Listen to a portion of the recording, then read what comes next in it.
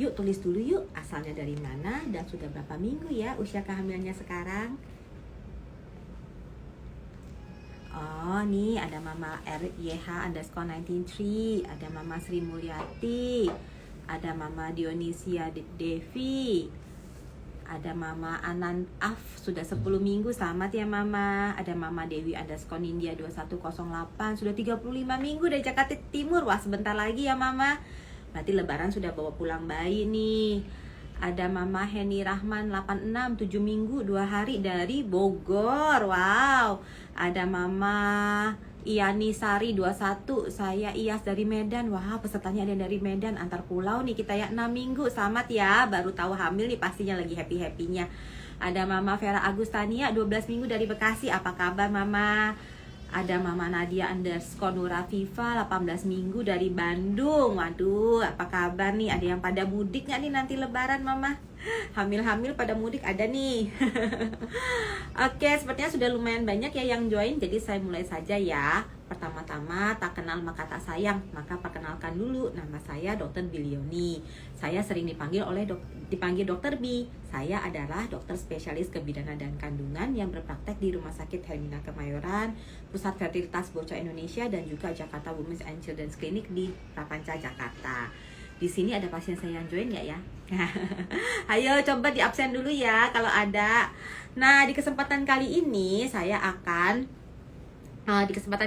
bahas tentang apa aja sih sebenarnya makanan dan minuman yang baik untuk bumil. Karena seperti Mama ketahui semua, banyak sekali mitos yang sekarang beredar. Bahkan kadang-kadang dari orang tua Mama sendiri kan yang mengharuskan nggak boleh makan ini itu. Nah, kita akan kupas tuntas nih permasalahannya, apakah benar makanan-makanan tersebut bisa mengganggu pertumbuhan janin atau kesehatan Mama. Nah, mitos dan kepercayaan ini seringkali sudah berlangsung turun-temurun. Jadi orang tua juga seperti itu, nenek juga seperti itu.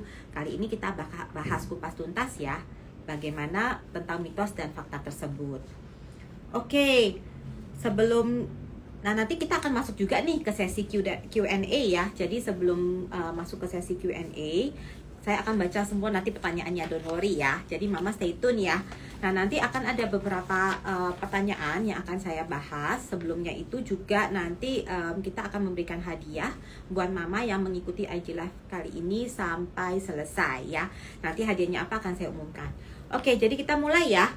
Pertanyaan-pertanyaan yang sudah masuk selama ini adalah bagaimana sebenarnya pola makanan yang harus dilakukan pada bumil di trimester 1, 2, dan 3. Apakah ada yang berbeda? Ya tentu saja, apalagi sekarang di bulan puasa Ramadan, banyak yang menanyakan nih sebenarnya boleh nggak sih berpuasa di bulan Ramadan ya. Jadi sebenarnya boleh berpuasa dengan syarat dan ketentuan yang berlaku. Kalau berpuasa itu yang tidak dianjurkan itu adalah 1 kehamilan kembar ya. Jadi Mama dengan bayi yang lebih dari 1 ya itu tidak, atau kehamilan lebih dari 2 ya, bahkan kehamilan 3 dan seterusnya itu ya tidak dianjurkan untuk berpuasa. Kehamilan dengan penyakit-penyakit tertentu ya, seperti misalkan adanya diabetes dalam kehamilan, bayinya tidak berkembang dengan baik, pertumbuhan bayinya terhambat, atau Mama yang kehamilannya masih di bawah 12 minggu atau kita sebut trimester 1. Nah, sebenarnya bagaimana pola makanan yang dianjurkan pada trimester 1? Trimester 1 itu adalah di saat dimana bayi di dalam kandungan itu bertumbuh dengan pesat-pesatnya, khususnya pertumbuhan organ-organ penting ya, seperti jantung, otak ya. Jadi saat pembentukan itu diharapkan jangan sampai kita kekurangan nutrisi penting selama untuk pertumbuhan. Oleh karena itu, vitamin hamil jangan lupa ya. Nah, selain itu juga kita sangat perlu untuk menjaga makanan yang masuk. Jadi makanan yang masuk itu harus terdiri dari karbohidrat, protein, lemak, ya, kemudian serat tinggi seperti sayuran dan buah-buahan. Vitamin hamil jangan lupa ya. Vitamin hamil yang baik tentu saja mengandung asam folat, kemudian mengandung DHA ya, mengandung nutrisi-nutrisi mikronutrien lain ya seperti zinc ya, vitamin B untuk pertumbuhan daripada si janin itu. Nah, pola makanan yang dilakukan pada trimester 2 atau yang direkomendasikan seperti apa? Trimester kedua ini sebenarnya di saatnya dimana mama itu pasti merasa lapar dan lapar lagi. Sehingga hampir rasanya setiap 2-3 jam itu perlu mengunyah sesuatu dan memasukkan makanan ke dalam perut. Sayangnya seringkali makanan-makanan yang dimakan ini bukanlah makanan yang sehat. Contohnya apa ya? Kita jajan gorengan misalkan, kita jajan siomay misalkan, atau apapun yang tersedia karena lapar. Yang penting ada makanan yang masuk dulu. Nah, hati-hati ya mama, karena gorengan-gorengan tersebut seringkali menggunakan minyak yang sudah digoreng berkali-kali, sehingga radikal bebasnya menjadi tinggi.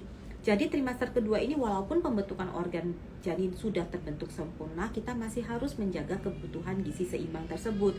Jadi cobalah membawa mungkin ransum atau bekal makanan dari rumah ya, kemudian jangan lupa juga bawa bekal buah ya, dan boleh juga dan jangan lupa konsumsi vitamin yang baik ya. Nah, pola makanan pada trimester ketiga, nah ini bayi sudah besar-besarnya, yang pasti trimester ketiga bayi sudah lebih dari 1 kg. Jadi kita perlu menjaga juga agar pertumbuhan bayi jangan terlalu pesat, karena pada saat ini juga ya mama, plasenta atau ari-ari ada mengeluarkan sejenis hormon yang namanya placental growth factor. Nah, placental growth factor ini akan membuat kadar gula dalam darah mama itu menjadi tinggi. Jadi mama harus kendalikan nih asupan gulanya, jangan berlebihan. Jadi kalau misalkan lapar jangan yang dikonsumsi donat, martabak, coklat, boleh-boleh aja sih mama, tapi jangan terlalu berlebihan karena jangan-jangan meningkatkan gula darah di dalam tubuh, malah menjadi potensi diabetes dalam kehamilan. Gitu ya. Jadi makanan trimester 1, 2, 3 sudah saya bahas ya. Selanjutnya pertanyaan yang juga sangat sering ditanyakan adalah jenis makanan apa yang sebaiknya dikonsumsi bumil. Yang sebaiknya dikonsumsi tadi harus berimbang antara karbohidrat, protein, dan lemak, dan juga vitamin dan mineral. Wajib gak konsumsi susu? Sebenarnya tidak. Pada mama-mama yang sudah atau yang terdiagnosa lactose intolerance, artinya tidak bisa terkena laktosa sama sekali, maka susu tidak terlalu perlu ya, tetapi makanan itu harus ya. Nah, makanan yang berimbang itu seperti apa? Kalau karbohidrat misalkan tidak suka nasi, boleh diganti karbohidrat yang lain, yang penting komposisinya karbohidrat, contohnya misalkan kentang atau gandum ya. Dan protein yang bagus itu adalah protein-protein dari daging yang berwarna putih seperti ikan atau unggas ya, atau ayam dan bebek ya, itu baik sekali. Daging merah boleh nggak? Boleh tentu saja ya, tetapi hindari mungkin yang lemaknya terlalu tinggi. Daging merah juga baik sebenarnya untuk sumber zat besi ya. Jangan lupa sayur-sayuran, karena tentu saja mama yang selama kehamilan itu pasti mempunyai resiko konstipasi atau susah buang air besar, sehingga kandungan serat tinggi itu bisa membantu masalah konstipasi ini. Jangan lupa juga harus tinggi dengan vitamin ya, seperti buah-buahan. Lalu jenis minuman apa yang sebaiknya wajib dikonsumsi bumil? Jadi sebenarnya minuman yang wajib dikonsumsi itu adalah air putih. Ya, jadi air putih itu kita anjurkan sebanyak 2-3 liter per harinya. Ya, jadi kalau misalkan sekarang bulan Ramadan, jangan lupa dikejar tuh asupan cairannya di saat jam berbuka nanti ya. Nah, selain itu boleh nggak sih minum madu? Boleh-boleh saja. Boleh tidak minum jus? Boleh-boleh juga ya. Tetapi dilihat juga ya, jusnya apa. Kalau misalkan buah seperti buah mangga, kadang-kadang kalorinya bisa terlalu tinggi loh mama, sehingga pada mama yang memang sudah terlanjur naik terlalu jauh berat badannya, atau sudah ada potensi diabetes dalam kehamilan, mungkin bisa dicari jus yang lain atau makan buah potongnya saja. Oke? Oh ya, tadi tentang makanan, jangan lupa juga konsumsi makanan dengan DHA tinggi ya, seperti ikan-ikanan, ikan salmon juga sangat baik ya. Oke. Berikutnya adalah jenis apa yang terjadi jika pola makan bumil belum bergizi seimbang ya. Nah, ini bisa menyebabkan memang pertumbuhan janinnya menjadi terganggu, kemudian tingkat kecerdasan bayi juga menjadi terganggu. Jadi IQ pada bayi itu sangat penting ya, yang sangat ditentukan oleh makanan yang dikonsumsi oleh mama selama kehamilan ya. Kemudian bagaimana rekomendasi penggunaan suplemen kehamilan? Jadi tentu saja suplemen kehamilan itu harus lengkap ya, mengandung asam folat. Asam folat minimal itu berapa sih? 400 mikrogram itu minimal. Lebih boleh ya kalau pada keadaan tertentu di mana mama misalkan punya riwayat hamil dengan bayi tanpa tulang tengkorak kepala atau tulang tempurung kepala, kita sebut anenkefali, maka dosis asam folat yang diperlukan itu adalah 5 mg ya. Jadi lebih dari 10 kali lipat dosis yang direkomendasikan, yakni 400 mikrogram. Nah, suplemen yang baik tentu saja sudah mengandung DHA juga, sudah mengandung mikronutrien juga. Jadi tidak perlu minum suplemen berbutir-butir ya. Apalagi mama trimester 1 kan biasanya mual tuh ya, cium bau nasi aja mual, apalagi bau vitamin gitu ya. Jadi satu saja sudah yang sudah mengandung vitamin yang tinggi itu sudah sangat baik ya. Oke, nah sekarang saya mau bahas mitos dan fakta nih yang banyak beredar ya. Yang pertama adalah Bumil harus makan 2 porsi nggak sih, kan untuk 2 orang. Kalau begitu, kalau hamilnya 2 berarti harus makan 3 porsi. Kalau hamilnya 3 berarti harus makan 4 porsi. Ayo mama, bener nggak nih ya? Jawabannya salah ya. Jadi kalau misalkan mama merasa aduh saya kok nggak bisa ya makan banyak, memang tidak dianjurkan, tidak diperlukan sebenarnya makan banyak ya. Yang penting memang makan itu kita harus lihat kalorinya dan gizinya harus berimbang ya. Memang ada ketentuannya, kenaikan kebutuhan kalori memang bertambah selama kehamilan, tetapi tidak berarti mama harus makan untuk 2 orang. Nanti yang dievaluasi adalah pertumbuhan berat badan mama dan juga bayinya. Jadi kalau dokter kandungan akan menginformasikan kalau pertumbuhan berat badan mama atau bayi sudah berlebihan atau bahkan kekurangan ya. Kemudian mitos atau fakta nih, Bumil gak boleh minum kopi. Ayo, siapa di sini mama yang pecinta kopi? Sebenarnya mitos ya, Bumil itu boleh minum kopi dengan dosis tertentu. Jadi takarannya tertentu ya. Takaran itu 300 unit. Kalau kita mikir-mikir tuh berapa sih ya 300 unit. Nah, kalau untuk gampangnya tuh seperti ini. Kalau kopi saset kurang lebih 2 saset per hari. Tetapi kalau kopi yang keras seperti black coffee atau espresso itu mungkin setengah shot per hari. Lebih baik lagi kalau nggak konsumsi sih, tapi boleh-boleh aja memang kalau mau mengkonsumsi dengan batas yang sudah ditentukan ya. Mitos atau fakta nih, Bumil nggak boleh makan durian. Ayo, siapa di sini yang pecinta durian? Boleh raise hand. Jadi sebenarnya itu adalah mitos ya. Durian boleh saja dikonsumsi. Durian itu tidak berdosa ya, tetapi durian itu adalah buah dengan kalori yang sangat tinggi dan juga mengandung gula yang sangat tinggi. Jadi mama di sini yang sudah punya bayi yang ukurannya besar atau yang sudah memang gula darahnya tinggi, sudah dibilang sama dokternya ini diabetes ya mam dalam kehamilan atau kita sebut gestational diabetes, tidak dianjurkan mengkonsumsi durian. Tetapi kalau tidak, boleh saja dikonsumsi sewajarnya. Ya kalau sewajarnya adalah kalau 1 gerobak duriannya tidak wajar ya. Tetapi kalau misalkan 3-4 butir durian per hari ya tidak apa-apa gitu ya. Oke, berikutnya adalah mitos atau fakta sih Bumil bakalan besar kalau minum air es. Nah, ini kan sering banget ya ditanyakan ya. Sebenarnya ini adalah mitos. Jadi kalau air putih, mau itu hangat, mau itu dingin, mau itu suhunya sedang, kalorinya adalah 0 atau 0 kalori ya. Jadi kalau 0 kalori itu kalorinya nggak ada, tidak akan membuat kenaikan berat badan yang cukup berarti ya. Jadi boleh-boleh aja. Apalagi nih bumil-bumil yang sedang berpuasa, pastinya berbuka gerah banget, pingin yang dingin-dingin, silakan, nggak apa-apa. Tidak akan membuat mama jadi naik berat badannya ya. Oke, berikutnya nih, mitos atau fakta nih, Bumil nggak boleh makan nanas karena bisa keguguran. Nah, pernah nggak nih mama dengar ini? Hati-hati kamu makan nanas ya, nggak boleh. Selain bikin keguguran, juga banyak yang bilang nanas itu bisa bikin keputihan. Kasian banget tukang jual nanasnya ya. Jadi ini adalah mitos ya. Memang nanas itu mengandung sejenis yang kita sebut bromelain. Ya, bromelain ini kalau dalam konsumsi dosis yang besar, banyak sekali, dia bisa menyebabkan kontraksi rahim. Tetapi itu kadarnya harus banyak sekali. Jadi kalau makan nanas tuh 1 truk itu baru bisa menyebabkan keguguran. Jadi kalau 2-3 potong mama silakan, boleh-boleh banget ya. Dan tidak menyebabkan keputihan ya mama. Bahkan nanas itu mengandung vitamin C yang baik, sehingga sangat boleh dikonsumsi dan juga mengandung serat yang tinggi ya.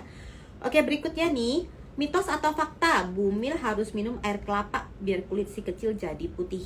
Nah, sering kali kan, dan bukan cuma itu pertanyaannya, sering kali nanya, kapan minggu yang tepat kehamilan untuk minum air kelapa? Sebenarnya nggak ada ya. Apa jadinya dengan bayi-bayi yang mamanya hidup di daerah yang tidak ada pohon kelapa? Masa semuanya kulitnya jadi jelek bayinya? Jadi itu adalah mitos ya. Air kelapa itu sama seperti fruit juice lainnya, dia mengandung elektrolit yang sangat tinggi. Jadi untuk mama yang banyak mual muntahnya itu bagus karena menggantikan cairan elektrolit tubuh. Tetapi tidak wajib diminum. Warna kulit bayi itu sangat tergantung kepada genetika orang tuanya. Jadi bukan tergantung kepada makanan dan minuman yang dikonsumsi. Oke ya. Nah, mitos atau fakta nih, Bumil nggak boleh makan kerang karena nanti anaknya jadi cacat. Sama sekali tidak ya. Jadi memang seafood itu bukan pilihan makanan yang terlalu baik karena seafood ini mereka makan sampah laut ya, jadi mereka mengandung merkuri yang sangat tinggi. Sebaliknya kita tidak membutuhkan merkuri yang tinggi karena kalau merkuri yang tinggi itu masuk ke dalam tubuh maka zinc itu akan turun ya. Selain merkuri juga mengandung kuprum yang tinggi, jadi itu juga akan membuat zinc itu menjadi turun. Padahal kita butuh zinc untuk bayi kita, pertumbuhan bayi kita. Sehingga memang kalau mau makan seafood mungkin 3 porsi aja mam dalam 1 minggu gitu, tapi tidak akan menyebabkan malapetaka besar, jadi jangan khawatir ya. Lalu mitos dan fakta yang berikutnya adalah boleh nggak sih minum soda? Nah di sini juga ya mam, sebenarnya soda itu tidak akan menimbulkan gejala pada janinnya, tetapi minum soda itu akan membuat mama ini merasa tidak nyaman karena dalam kehamilan itu rasa kembung, rasa asam lambung meningkat itu sangatlah wajar. Dengan konsumsi soda maka rasa ini akan semakin berlebihan sehingga menimbulkan rasa tidak nyaman yang berlebihan. Bukan berarti akan berbahaya untuk janinnya ya. Terakhir nih, mitos dan fakta yang masuk ke pertanyaan saya hari ini, Bumil boleh nggak ya makan makanan mentah kayak sushi dan sashimi? Nah kalau ini sebenarnya jawabannya adalah fakta. Tidak dianjurkan makan makanan mentah ya para mama, baik itu daging, sayur maupun telur. Jadi sebaiknya semua makanan dimasak dengan baik ya. Oke, kalau ada mitos fakta atau ada pertanyaan yang belum saya cover, jangan sedih dulu, silakan nanti boleh ditanyakan di sesi Q&A berikut ini. Tetapi sebelumnya ya, saya mau ingatkan lagi akan ada hadiah nih untuk mama yang join sore ini ya. Hadiahnya apa? Nanti di akhir IG Live akan saya umumkan ya. Sebentar, saya lihat dulu nih, sepertinya sudah banyak pertanyaan yang masuk dari tadi. Oke. Saya mulai dari mana dulu ya? Oke, baiklah, pertanyaan dari moms@kiki.rahma. Benar nggak dok kalau kita banyak makan sayur di usia kehamilan 1-2 bulan, berarti trimester 1 ya mama ya, jenis kelaminnya bisa perempuan? Nah ini adalah mitos mama, karena jenis kelamin itu sudah dibentuk saat terjadi pembuahan. Jadi kalau misalkan sperma Y yang membuahi sel telur itu sudah pasti kelaminnya laki-laki. Kalau sperma X yang membuahi sel telur itu sudah pasti kelaminnya perempuan. Jadi konsumsi apapun saat kehamilan tidak akan merubah kehamilan tersebut. Gitu ya. Berikutnya nih ada pertanyaan dari, wah banyak sekali nih pertanyaan yang masuk. Saya coba jawab satu persatu ya. Dari mama @rekmana_inggar. Dok, bagaimana biar janin tetap berkembang dan asupan gizi terpenuhi saat terjadi pengarupan dari plasenta? Ya, jadi pas waktu pengarupan plasenta mungkin yang dimaksud adalah implantasi ya. Jadi memang embrio atau calon bayi itu akan melakukan perjalanan dulu nih dari tempatnya dibuahi yaitu di saluran tuba sampai ke rahim yang kemudian akan ada penempelan di rahim itu sendiri. Nah, bagaimana nih asupannya? Tentu saja selama itu harus tinggi asam folat ya. Asam folatnya harus masuk, vitamin D-nya harus masuk, kemudian harus masuk zinc-nya, harus masuk mikronutrien lain ya, jangan sampai tidak. Sehingga memang konsumsi vitamin dari awal kehamilan sudah sangat penting. Oke. Nah, berikutnya lagi dari mama @nadia maulidini. Dokter, saya ingin bertanya nih, kalau sudah usia 39 minggu, kira-kira yang pantas untuk makan apa ya dokternya? Lalu sampai berapa minggu ya untuk bersiap-siap untuk melahirkan? Oke, jadi untuk usia 39 minggu biasanya nih mam, bayi itu ukurannya sudah sesuai dengan ukuran yang baik untuk persalinan, jadi antara 2,5 kg atau 2.500 gram sampai 3.500 gram. Jadi kalau misalkan 39 minggu ini sudah tinggal, istilah kata sudah tinggal finalisasi gitu ya. Jadi sudah tinggal menunggu waktu-waktunya persalinan. Dan biasanya waktu persalinan itu kita bilang taksiran persalinan itu memang di usia 40 minggu. Kalau 40 minggu masih baik semuanya, evaluasinya bayinya bagus, air ketubannya cukup, kita rekam detak jantungnya aman, kita masih bisa menunggu sampai 41 minggu. Gitu ya. Jangan terlalu lama juga, Mam. Jangan hamil 2 tahun, nanti kayak bayi gajah ya. Oke, berikutnya pertanyaan dari bercanda ya, Mam. Pertanyaan dari Mam Bulan _ Sari Rumapea 10. Oke, Dok mau tanya, makanan apa saja yang meningkatkan berat badan calon bayi? Makanan tinggi protein ya, Mama. Jadi makanan tinggi protein itu seperti ice cream misalkan ya, kemudian seperti susu, ya itu memang kalau kita mau mengejar berat badan bayinya, itu makanan yang dianjurkan ya. Oke nih, pertanyaan dari berikutnya. Oke, ini masih banyak mama-mama yang baru join ya. Ada Mama Jijoy Norika, ada Mama Nomalia, ada Mama Emaratna 93, ada Mama Mawa _ Putih, ada Mama Wulan, salam kenal ya. Kemudian ada Mama Mayasari, ada Mama Vinayovenia, ada Mama Siada Hemi ya. Salam kenal sama sore. Terima kasih sudah bergabung dengan IG Live hari ini. Stay tune ya, stay tune. Lumayan banget nih ya, ngabuburit sambil dapat ilmu, sambil dapat hadiah. Akan ada hadiah loh, hampers cantik. Nanti saya umumkan ya di akhir acara ini. Oke, sudah banyak lagi nih pertanyaan yang masuk. Saya coba catch up ya. Nih ada pertanyaan dari Mama Restu _Robi _Islamiati. Dok, hamil 38 minggu berpuasa aman gak, Dok? Tapi gerak janin agak berkurang, itu bahaya nggak ya, Dok? Gini nih, Mam. Hamil 38 minggu ini kan Mama bisa aja nih besok teng bersalin, bisa banget ya, karena 38 minggu ini Mama sebenarnya sudah bisa melahirkan ya, dari 38 sampai 40 minggu. Jadi Mama kalau memang mau berpuasa, Mama lihat-lihat dulu ya kesanggupan diri sendiri, kira-kira nih tiba-tiba nih misalkan Mama lagi berpuasa jam 3, kemudian jam 5 belum waktunya beduk, Mama mulus-mulus mau melahirkan, kira-kira masih punya energi nggak untuk mengedan ya. Jadi kalau misalkan rasanya baik-baik saja silakan, tetapi kalau ragu-ragu sebaiknya jangan. Apalagi kalau gerakan janin sampai berkurang ya, Mam, ini salah satu indikator Mama sebenarnya harus berbuka. Karena gerakan janin di trimester ketiga ini minimal 1 kali sejam, baru kita bisa bilang bayi kita sejahtera. Gitu ya, Mam. Oke, berikutnya ada pertanyaan lagi dari Mama Rika _Astuti 17.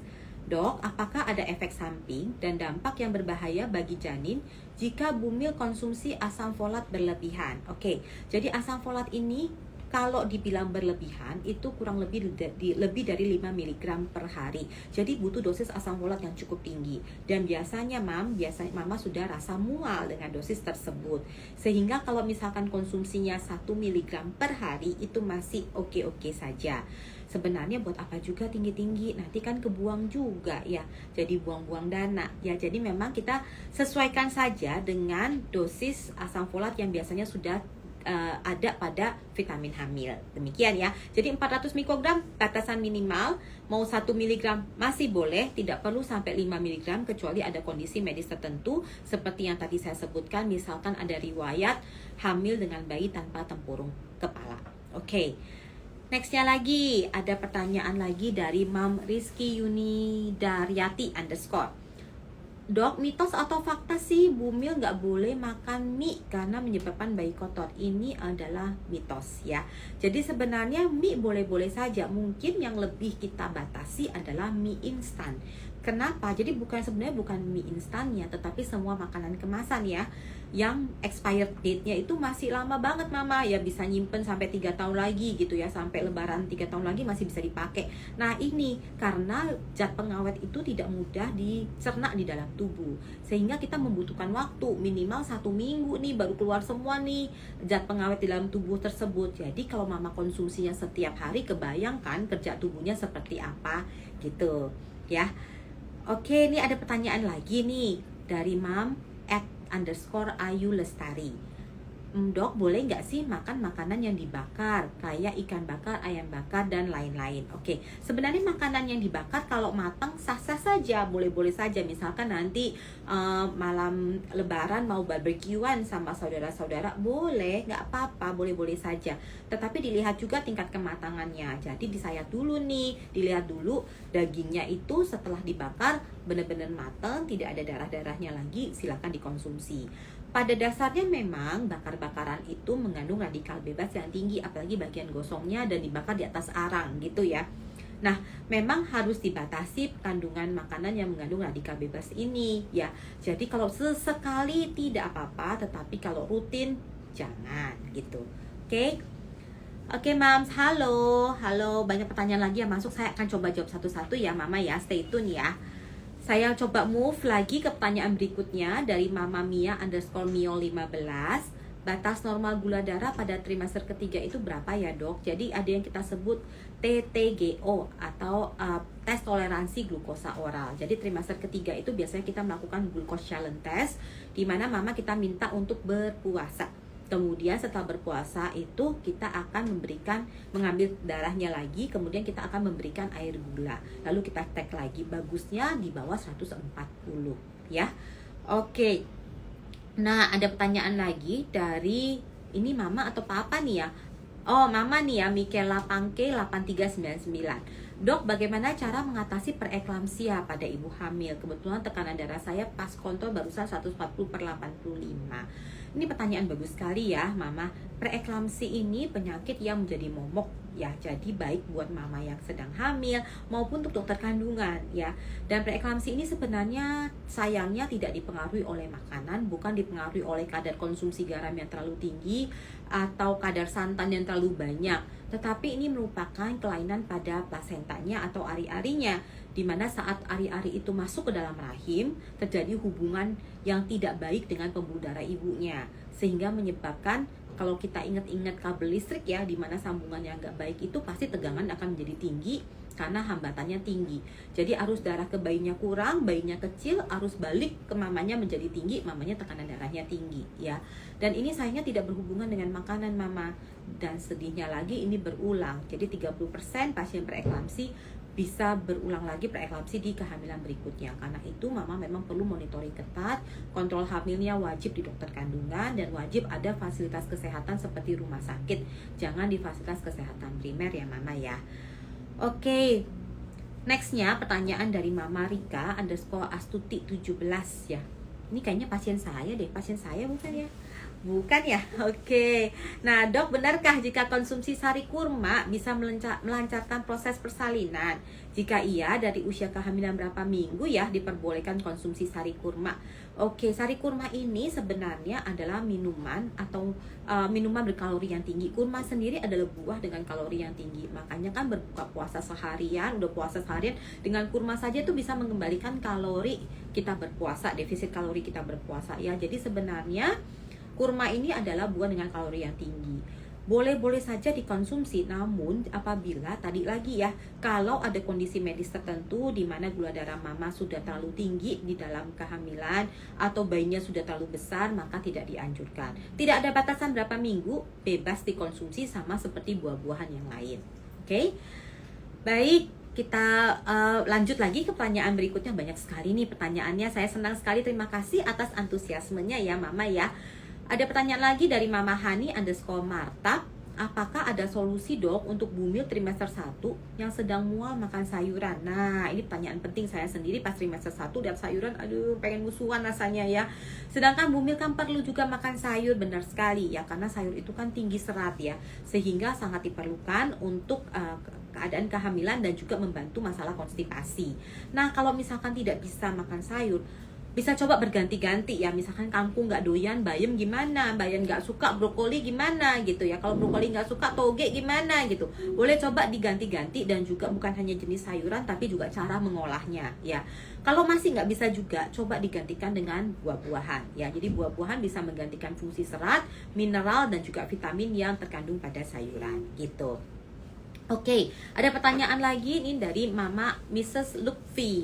Dok, makanan apa yang harus dikonsumsi Bumil untuk ASI booster? Nah, ini baik sekali pertanyaannya. Jadi Mams Lutfi ini sudah memikirkan sampai nanti menyusui. Hebat Mams, bagus sekali.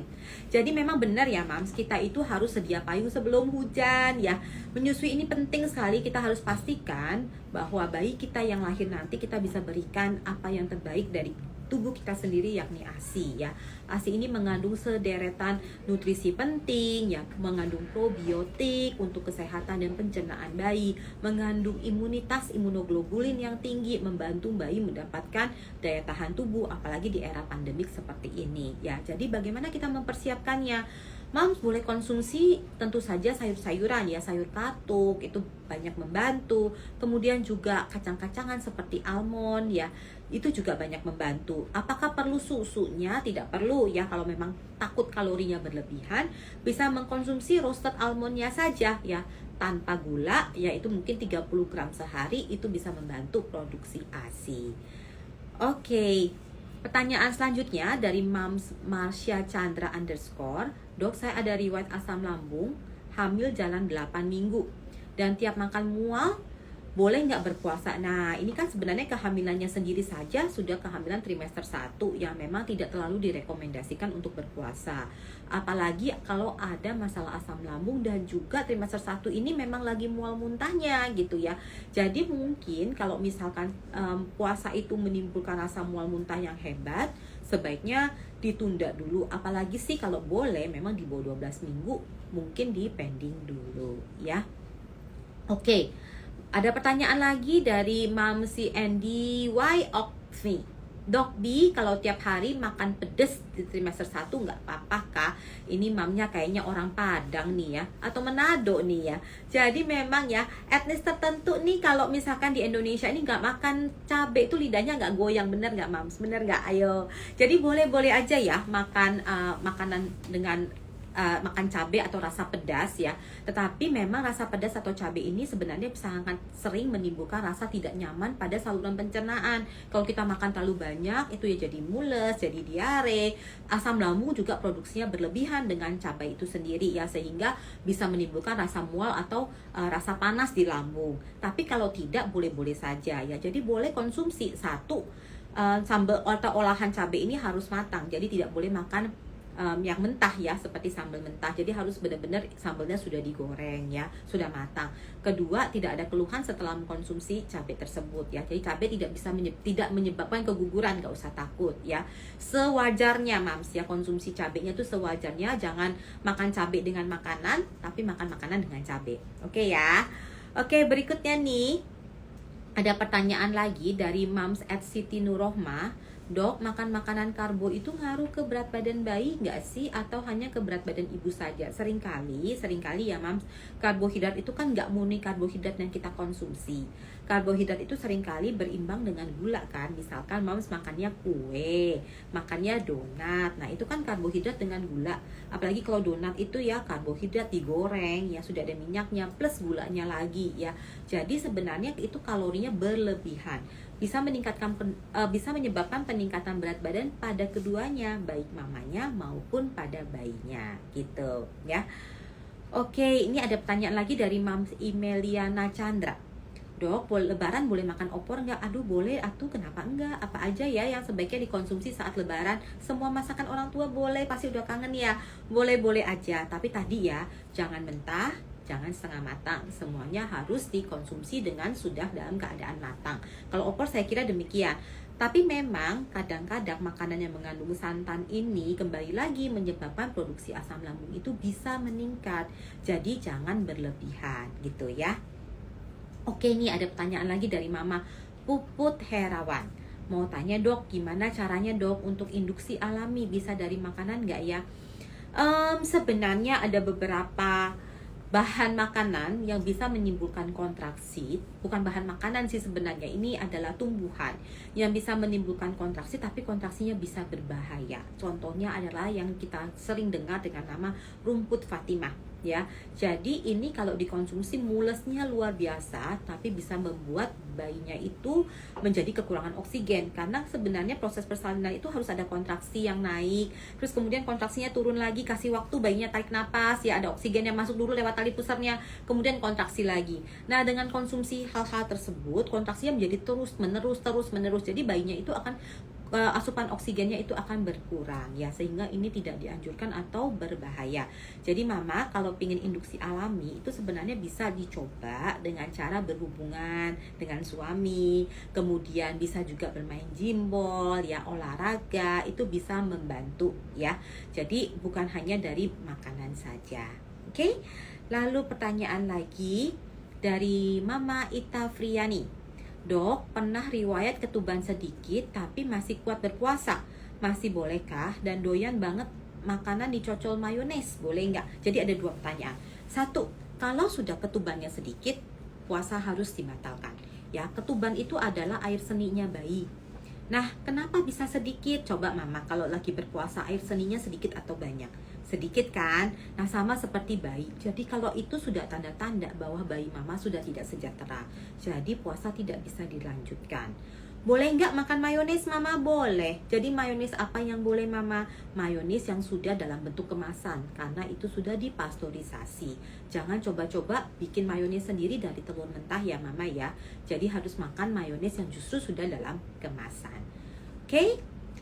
Baik, ada pertanyaan lagi nih dari Mam. Waduh, banyak sekali antusiasmenya nih ya. Mama yang baru join, salam kenal ya. Saya Dr. Bilioni, apa kabar? Ya, terima kasih sudah bergabung IG Live hari ini dengan Halo Bumi _ID.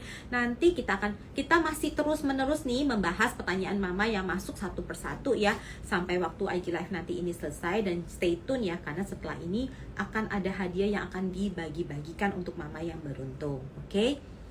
Nah, ada pertanyaan dari Mama Titi Gisiala. Bener nggak sih dok, makan nanas bisa keguguran? Kalau kepengen banget gimana? Ayo mama yang sudah nonton dari awal bisa bantu saya jawab. Bisa. Siapa yang bisa yang nonton dari awal? Tadi sudah dijawab nih pertanyaan ini. Ada nggak ya yang bisa? Jadi sudah saya jawab tadi ya. Jadi nanas itu sebenarnya mengandung bromelain. Bromelain ini yang menyebabkan kontraksi pada rahim.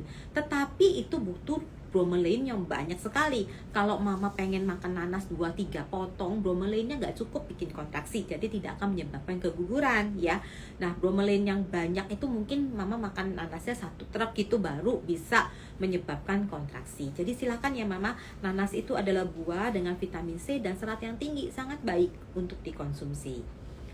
Jadi kalau kepengen banget jangan ditahan mama, cus beli saat ini juga boleh buat nanti buka puasa, boleh ya. Oke, pertanyaan lagi dari Mama Elvira Yasa. Dok, katanya minum air dogan bisa buat ketuban keringnya. Nah, ini baru pertama kali dengar nih, air dogan tuh air apa ya? Ada yang bisa ngasih tahu saya nggak, air dogan air apa? Oh, tadi ada mama yang jawab, Mama Korea Hujani, boleh makan nanas. Sip, thank you mama udah bantu jawab. Air dogan nih air apa mama? Ada yang bisa ngasih tahu saya nggak ini? Air apa nih dogan ini? Jadi kalau Erdogan bisa buat ketuban keruh, saya nggak tahu mama, soalnya saya nggak tahu Erdogan itu apa. Ada nggak yang bisa jawab nih Erdogan ini ya? Oh, air kelapa muda. Oke, kalau air kelapa. Oh, terima kasih Mama Nisa Mel 12, air kelapa muda. Air kelapa muda kok namanya dogan ya, baru tahu nih dokternya. Oke. Jadi bisa nggak sih buat ketuban kering? Nggak bisa mama. Kenapa air dogannya disalahin? Nggak. Jadi air dogan itu tidak bisa membuat ketuban kering. Jadi apa yang bisa membuat ketuban kering? 1, plasenta atau ari-ari kita sudah tidak berfungsi dengan baik, sehingga makanan dan minuman yang mama konsumsi tidak sampai lagi kepada janin. Itu nomor 1. Kedua, bahwa bayinya ini punya masalah ya, contohnya misalkan masalah pada ginjalnya gitu ya, masalah pada saluran kemihnya, sehingga dia tidak bisa buang air kecil. Itu yang bisa menyebabkan air ketuban menjadi kering. 3, pertumbuhan janinnya sudah sangat terhambat, bahkan sudah ada indikasi kalau bayi harus segera dilahirkan karena dia sudah sangat tidak sejahtera. 4, mama sudah dalam keadaan nutrisi yang sangat buruk ya, dehidrasi berat, sehingga tidak ada yang sampai pada janin. Itu yang menyebabkan air ketuban kering gitu ya. Atau tentu saja yang terakhir, ketuban mama sudah pecah, makanya air ketubannya kering gitu ya. Jadi jangan salahin air dogan, jangan salahin air-air lainnya, oke? Baik, pertanyaan berikutnya dari Mama Riana Nida 87. Dok, benar nggak sih jika usia kehamilan udah 27 minggu sudah tidak memerlukan asam folat? Oke, memang di luar negeri, ya di luar negeri batasan asam folat itu sampai 12 minggu, Mama. Karena hampir semua makanan di sana itu sudah di-fortified dengan asam folat atau folic acid. Tetapi tidak demikian dengan Indonesia. Di Indonesia banyak makanan yang tidak mengandung asam folat atau konsumsi makanannya tidak mengandung asam folat. Contohnya, di sini siapa yang doyan makan mie bakso? Tunjuk tangan. Ayo, dokternya tunjuk tangan juga nih, karena doyan juga. Jadi nih, mie bakso itu komposisi mayoritasnya 80% adalah tepung. Ya, tidak mengandung nutrisi, tidak ada asam folatnya. Jadi kalau misalkan demikian, perlu nggak nih minum asam folat? Perlu ya. Jadi tergantung dari makanan kita sehari-hari itu seperti apa. Kalau saya sendiri, daripada kita ragu-ragu, hari ini asam folat kita udah cukup belum? Hari ini udah makan apa aja? Mendingan kita tetap konsumsi saja asam folat, jangan ambil resiko. Oke? Baik, pertanyaan berikutnya lagi dari Mam Rizky _Triani. Dok, aku hamil kembar. Wow, selamat Mam Rizky. Ada pantangan khusus nggak sih untuk makanan? Enggak, Mam. Ya, pantangannya tetap sama tadi ya. Hindari makanan mentah dan setengah matang, baik sayuran maupun daging maupun telur.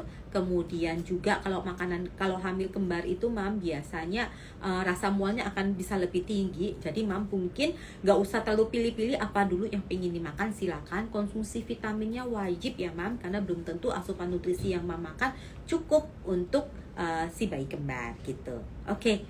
Pertanyaan selanjutnya dari Mam AST4457. Dokter mau nanya, aku hamil 3 bulan 12 minggu ya, Mam. Bagaimana meningkatkan nafsu makan ya? Soalnya susah kalau banyak mesti mual. Bener banget. Jadi ini masih kehamilan yang lagi rentannya mual. Sampai kapan? Gak selamanya, Mam. Jangan khawatir, sampai 16 minggu saja rasa mual muntah ini sudah jauh sekali berkurang. Jadi bagaimana meningkatkan nafsu makan? 1, coba makan selalu dalam keadaan hangat. Makannya dalam keadaan hangat ya. Jadi dengan minum minuman hangat terlebih dahulu, misalkan sup sebelum kita makan, maka gerakan usus itu akan teraktivasi dan akan mengeluarkan gas di dalam usus sehingga kembungnya berkurang. Jadi kita akan sendawa dulu, buang gas gitu. Jadi lebih mudah untuk memasukkan makanan ke dalam perut ya. Itu salah satu tipsnya. Yang kedua, mungkin Mams gak usah harus makannya tuh sesuai dengan harus makan daging, harus makan nasi, harus makan sayur, harus makan telur gitu ya. Mungkin apa dulu nih yang Mama pengen gitu. Misalkan, aduh hari ini kok saya cuman kepingin makan tahu gitu. Ya nggak apa-apa Mama, makan tahu dulu. Tapi kan vitamin hamil dimakan. Jadi harusnya nutrisi tetap masuk dalam keadaan berimbang gitu ya. Oke, pertanyaan berikutnya dari Mam Edvinan F. Makan daging setengah matang kayak steak gitu gimana, Dok? Jangan, Mama. Kenapa sih kok nggak boleh makan daging setengah matang? Jadi sebenarnya ceritanya gini, bukannya Dokter B nggak pengen Mama makan enak, bukan. Jadi ceritanya tuh gini ya, Mama. Sapi itu makanannya apa? Ada yang bisa jawab nggak? Sapi makanannya apa? Benar, rumput, Mama. Dan rumput itu tumbuhnya kan di atas tanah ya, Mama ya. Jadi kalau misalkan dia itu tidak sengaja makan telur toksoplasma dari tanah, maka telur toksoplasma ini akan bersirkulasi di dalam tubuhnya si sapi. Datanglah kita nggak ngerti, belilah daging sapi ini sepotong yang mempunyai telur toksoplasma ini. Telur toksoplasma itu cuma mati kalau kita masak di suhu 87 derajat. Ini kan ceritanya setengah mateng ya, Mama. Jadi nggak nyampe tuh suhunya segitu ya kan. Kemudian kita nggak sengaja makan, tertelanlah kuman toksoplasma itu ke dalam tubuh. Kalau kita tidak hamil, tidak apa-apa. Ya dalam keadaan sehat, toksoplasma itu tidak menyebabkan apa-apa. Hanya seperti kayak mau flu aja gitu. Tetapi pada bayi ini bersifat malapetaka. Toksoplasma itu bisa menyebabkan cacat janin, bahkan sampai ke guguran. Jadi harus hati-hati ya, Mama ya. Oke, baik. Pertanyaan selanjutnya, wah masih banyak nih pertanyaan dari Mama Mulyani JR. Dok, saya hamil jalan usia 35 minggu. Wajar tidak ya kalau sehari BAB-nya jadi lebih sering, 2-4 kali sehari. Jadi buang air besar ini sangat mungkin terkait dengan konsumsi apa yang Mama makan ya. Jadi kalau misalkan Mama mungkin menjelang kehamilan itu banyak makan katuk lagi supaya asinya banyak, ini bisa menyebabkan buang air besarnya banyak juga. Tetapi kalau buang air besarnya konsistensinya itu tidak cair, biasa ya, tidak perlu dikhawatirkan gitu. Oke, pertanyaan berikutnya dari Mama Kiki _Acah. Dok mau tanya, hamil gemeli boleh nggak berpuasa? Ayo tadi yang ikut dari awal, ada yang bisa jawab. Hamil kembar boleh nggak berpuasa nih? Boleh nggak? Tidak dianjurkan ya mama, benar ya. Jadi kalau misalkan hamil kembar, hamil lebih dari 2, 3 dan seterusnya, jangan berpuasa ya, tidak dianjurkan untuk berpuasa. Ada yang menyapa saya nih, hai dok, I miss you too. Apa kabar ya mama? Oke, berikutnya nih ada pertanyaan dari Mama Rumiyati Moreskin. Mitos atau fakta ya, makanan yang mengandung micin, MSG ya, atau garam bisa buat kaki dan tangan bengkak. Oke, jadi mama selama kehamilan, apalagi menjelang trimester ketiga, sudah ada penumpukan cairan di dalam tubuh. Mau makan micin nggak makan micin, mau makan garam nggak makan garam, penumpukan cairan di dalam tubuh itu tetap terjadi. Jadi kalau misalkan tekanan darah mama normal, kadar albumin dalam tubuh normal, fungsi ginjal baik, mama tidak perlu khawatir. Bengkak-bengkak ini akan hilang kurang lebih 2 minggu pasca persalinan. Gak langsung ya, 2 minggu secara perlahan-perlahan bengkak ini akan hilang. Oke, pertanyaan berikutnya lagi. Oh, dari mama ini kayaknya tadi sudah nanya ya, mama @kiki.rahma ya. Oke, baik, saya kira. Oke, kita berikutnya lanjut ke pertanyaan mama @Leni Octavia. Kandunganku 26 minggu, kata dokter berat badan janinnya pas-pasan. Makanan apa ya yang bisa naikin berat badan janin dokter? Kalau pas-pasan ya bagus. Emang kenapa? Pas-pasan itu gak apa-apa, gak kecil, gak besar kan? Ideal, ini bagus. Jangan stres mama. Kita tidak perlu melahirkan bayi yang besar banget. Justru nanti akan mempersulit persalinan, apalagi persalinan normal ya. Jadi tidak perlu bayi itu besar sekali. Kalau pas-pasan itu bagus mama ya. Jadi itu namanya berat badan ideal, tidak perlu khawatir gitu ya. Selanjutnya pertanyaan dari mama dapur _ Taika. Dok, apakah buah jeruk cocok untuk morning sickness?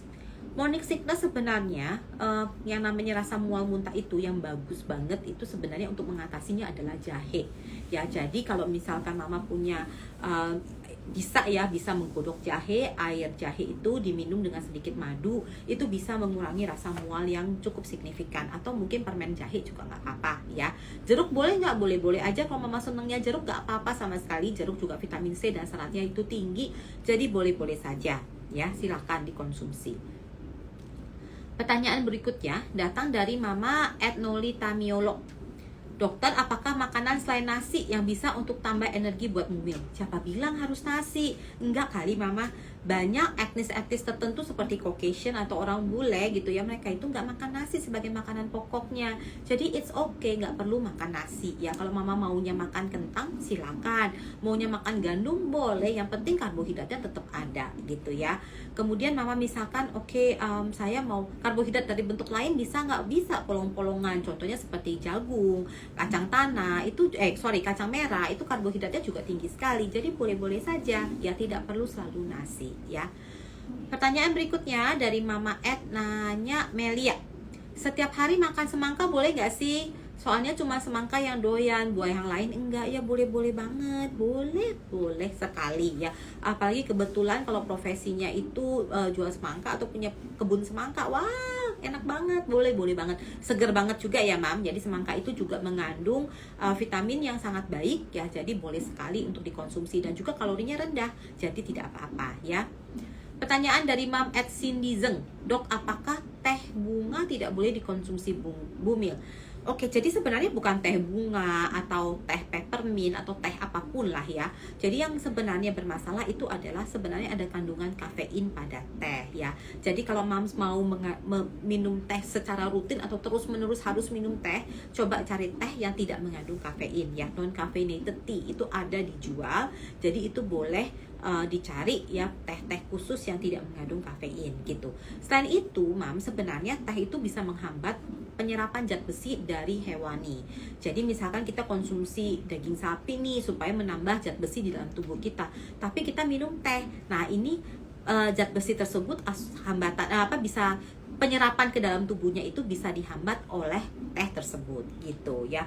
Jadi mungkin sewajarnya ya mam, tidak usah terlalu berlebihan minum tehnya gitu ya. Oke, waduh ini masih banyak sekali ya pertanyaannya. Coba saya kejar dulu ya dalam 10 menit ini, mudah-mudahan kekejar semuanya.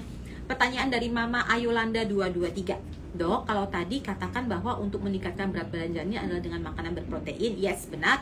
Sedangkan ketika saya makan yang mengandung protein hewani jadi gatal-gatal hampir seluruh badan. Bagaimana ya, Dok? Waduh, oke, berarti mungkin mama itu ada bakat alerginya. Nanti akan diketahui dengan pengecekan IgE spesifik ya, Mam. Nanti kelihatan tuh mama sebenarnya alergi protein apa hewani. Apakah semua hewani? Karena coba cari protein dari sumber ikan-ikanan misalkan gitu. Apakah oke atau tidak? Telur gimana? Telur, protein juga kan itu. Kalau misalkan nggak bisa juga ya terpaksa kita mencoba mencari protein dari asupan dari nabati gitu ya. Tetapi coba dulu dicari satu persatu. Nah, nabati itu seperti apa sih yang mengandung protein tinggi? Contohnya terong. Ya, terong itu adalah sayuran dengan protein yang cukup baik ya. Jadi boleh dicoba dikonsumsi sebagai alternatif gitu. Oke, berikutnya dari Mam Dini Ratnasiwi. Perut masih belum besar kayak biasa aja padahal sudah mau 13 minggu. Terutama kalau pagi belum makan. Pas habis makan agak besar lagi. Saya kurus juga, Dok. Apakah berpengaruh ke bentuk perut? 13 minggu mau sebesar apa ya, Mam? 13 minggu itu memang belum besar-besar banget, Mam. Jadi kalau ada bentuk perut sampai ke pusar gitu, itu kurang lebih 20 minggu ya. Jadi sekali lagi ya, Mam, usia atau usia kehamilan, kemudian ukuran bayi itu tidak harus dengan kita menilainya dengan perut yang besar ya. Wanita yang mempunyai perut besar belum tentu pertumbuhan bayinya juga baik gitu ya. Jadi jangan dilihat dari lingkar perutnya, tetapi kita harus melihat dari ukuran bayinya saat diukur pas saat USG gitu ya. Oke, ini ada pertanyaan dari Mama Rafasya. Dok, saya hiperemesis. Hiperemesis itu mual muntah yang berlebihan ya. Sekarang kandungan 22 minggu masih mual dan muntah dan susah makan. Bagaimana mengatasinya ya, Dok? Biasanya jarang ya, Mama, kalau sampai 22 minggu masih hiperemesis, masih berat banget. Mama harus melakukan beberapa pengecekan tambahan. Contohnya, Mama harus melakukan pengecekan kadar tiroid pada tubuhnya. Jangan-jangan mama memang ada hipertiroid sehingga mual muntah ini disebabkan karena kadar tiroid yang berlebihan. Nah, kadar tiroid ini harus dikendalikan dulu, Mama. Selain menyebabkan mual muntah juga bisa menyebabkan ancaman prematuritas atau lahir belum cukup bulan gitu ya. Berikutnya adalah pertanyaan dari Mama Suci _MAGH. Dok, maaf Bumil minum vitamin apa biar nanti ASINya lancar, saya ketinggalan. Oke, selama kehamilan ASI booster itu boleh yang dikonsumsi itu yang mengandung ekstrak dari plasenta. Jadi jangan yang mengkonsumsi pelancar ASI yang ekstraknya dari fenugreek karena masih belum diperbolehkan. Tetapi kalau makanan boleh, Mama, misalkan dengan contohnya makan kacang-kacangan seperti kacang almond gitu ya. Oke, pertanyaan berikutnya dari Mam Triye NS. Dok, Bumi boleh nggak sih makan sayur daun pepaya? Boleh tadi kan, asalkan matang. Ya, kalau matang mah silakan saja, tidak apa-apa. Oke, baik. Ada pertanyaan tentang mitos dan fakta lagi nih, Mams, dari mamakadin.naa. Dok, mitos atau fakta jika konsumsi jamu kunyit bisa bikin bayi itu bersih? Sebenarnya boleh apa tidak konsumsi jamu kunyit? Kalau bikin sendiri dari kunyit boleh-boleh aja. Tetapi kalau jamu sasetan memang harus dilihat dulu karena tidak semua jamu itu murni dari tumbuh-tumbuhan ya. Jadi seringkali ada penambahan obat-obatan yang membuat perasaan lebih enak, pegel-pegel hilang ya. Tapi itu ternyata ada sebagian adalah obat ya. Jadi kalau bikin sendiri silakan saja. Tetapi apakah kunyit itu pasti membuat tubuh bayi kulitnya itu menjadi bagus? Tidak ya, Mama ya. Kembali lagi, kulit bayi, rambut bayi ya itu merupakan genetika yang Mama dan Papa turunkan ya. Jadi sangat tergantung kepada genetika Mama dan Papa gitu ya. Oke, pertanyaan berikutnya lagi dari Mama Yanti _ Dok, makanan apa yang cepat untuk naikin hemoglobin atau HB ya? Saya hamil 7 bulan, HB-nya rendah, tekanan darahnya rendah, berat badannya naik dikit aja padahal sudah 7 bulan. Jadi kalau HB-nya rendah, mesti dicek dulu nih, Mama, nggak sekedar makanan saja. Kita mesti mengevaluasi, Mama sebelumnya HB-nya rendah terus atau bagaimana? Kalau rendah terus, jangan-jangan Mama memang adalah pasien dengan talasemia minor. Talasemia minor artinya memang ada kelainan darah, hemoglobinnya bermasalah, Mama makan apapun HB-nya tetap segitu karena itu faktor genetika. Jadi yang bisa menggantikan adalah darah orang lain gitu, atau transfusi darah. Lalu bagaimana dengan kadar ferritinnya? Kalau mama HB-nya rendah, kadar ferritinnya rendah, itu berarti mama defisiensi zat besi. Dan serendah apa? Masih bisa kita coba catch up dengan makanan atau tidak? Kalau misalkan tidak, berarti kita sudah memerlukan bantuan obat-obatan gitu. Apalagi kalau sudah mendekati waktu persalinan, biasanya bahkan kita butuh transfusi darah gitu ya mama ya. Oke. Kemudian ada pertanyaan dari Mama Rizky _Triani, keputihan pengaruh dari makanan nggak dok? Enggak mama, boleh makan timun, boleh makan nanas, itu nggak bikin keputihan. Tetapi hygiene itu berpengaruh, kenaikan berat badan berpengaruh, ya. Kemudian sabun pencuci vagina berpengaruh, gitu ya. Tapi tidak berpengaruh dari makanan. Kecuali memang mama sudah ada alergi. Misalkan mama alergi terhadap udang, terus mama makan udang, bisa nggak manifestasinya biasanya bibirnya bengkak, kali ini manifestasinya di vagina? Bisa gitu ya. Oke, pertanyaan berikutnya datang dari Mama Meis _Eka. Dok, saya hamil 17 minggu tapi nggak begitu doyan makan, porsi makan saya hanya sedikit. Berpengaruhkah dok dengan perkembangan bayi yang saya kandung? Nah mama, kalau sedikit tapi syarat nutrisi tidak apa-apa. Tapi kalau mama khawatir, vitamin hamil dikonsumsi ya mama. Dan sebaiknya evaluasi pertumbuhan bayinya dari waktu ke waktu seperti apa. Oke, baik. Wah, sepertinya itu tadi pertanyaan terakhir ya yang bisa saya jawab, karena waktunya udah hampir 1 jam dan pastinya udah pada mau ngabuburit ya, mau siapin makanan untuk berbuka nanti. Mudah-mudahan mitos dan faktanya bisa saya jawab semuanya. Dan kemudian mudah-mudahan juga IG Live ini bermanfaat untuk mama semua. Nah, yang sudah seperti saya infokan tadi nih, waktunya bagi-bagi hadiah. Bakal ada 3 hampers cantik nih dari, kok 3 begini, 3 dari Osfit Platinum untuk mama semua. Caranya mama bisa cek IGTV video ini setelah diupload nanti, lalu baca captionnya ya, dan ikuti saja petunjuknya. Gampang banget, jadi jangan sampai ketinggalan. Kalau nanti mama share IGTV-nya, jangan lupa tag saya juga ya, biar nanti saya baca dan repost, oke? Akhir kata, terima kasih untuk semua mama yang sudah bergabung pada sore hari ini. Terima kasih atas partisipasinya. Sampai jumpa lagi di sesi selanjutnya. Saya Dr. Bilioni pamit undur diri. Sehat selalu, sampai ketemu. Dah.